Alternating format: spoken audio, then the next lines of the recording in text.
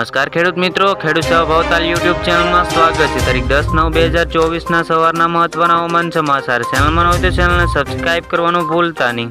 તો હવામાન વિભાગે આગાહી કરતા જણાવ્યું છે કે આજે અને કાલે દાહોદ, છોટાઉદેપુર, નર્મદા ભારે વરસાદની શક્યતા જોવા મળી શકે છે અને 13 સપ્ટેમ્બર સુધીમાં કેટલું હવામાન રહેશે તે વિશે હવામાન વિભાગે આગાહી પણ કરતા જણાવી રહ્યા છે। તો આજે અને કાલે દાહોદ, છોટાઉદેપુર, નર્મદા ભારે વરસાદની સંભાવના છે તથા અરવલ્લી, મહીસાગર, પંચમહાલ, ખેડા, આણંદ, વડોદરા, ભરૂચ, સુરત, તાપી, ડાંગ, નવસારી હળવા મધ્યમ વરસાદની સંભાવના જોવા મળી શકે છે। તે હવામાન વિભાગનું કહેવું છે। તો ગુજરાતમાં 3 દિવસ વરસાદનું જોર ઘટ્યું છે, જ્યારે કે રાજ્યના અમુક ભાગોમાં છૂટાછવાયા વરસાદની વરસવાની શક્યતાઓ પણ છે।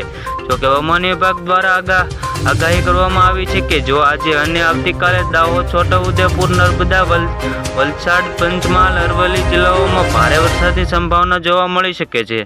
રાજ્યના અન્ય જિલ્લાઓમાં પણ હળવાથી મધ્યમ વરસાદની સંભાવના જોવા મળી શકે છે, તે હવામાન વિભાગે જણાવતા કહી રહ્યા છે। તો અરવલ્લી ભારે વરસાદની સંભાવના જોવા મળી શકે છે। આજની વાત કરવામાં આવે તો આજે કઈ જિલ્લાઓમાં વરસાદની વાત જોવા મળી શકે છે। તો અરવલ્લી, મહીસાગર, દાહોદ, પંચમહાલ, છોટાઉદેપુર, નર્મદા ભારે વરસાદની સંભાવનાઓ છે, તે હવામાન વિભાગે જણાવ્યું છે।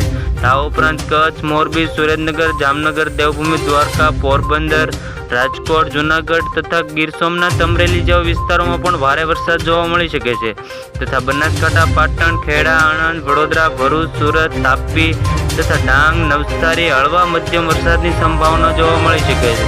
તો હવામાન વિભાગે કહ્યું છે કે મોરબી, સુરેન્દ્રનગર, જામનગર, દેવભૂમિ, દ્વારકામાં પણ ભારે વરસાદની સંભાવના જોવા મળી શકે છે। તો આવી જ રીતે ખેડૂત મિત્રો ફરી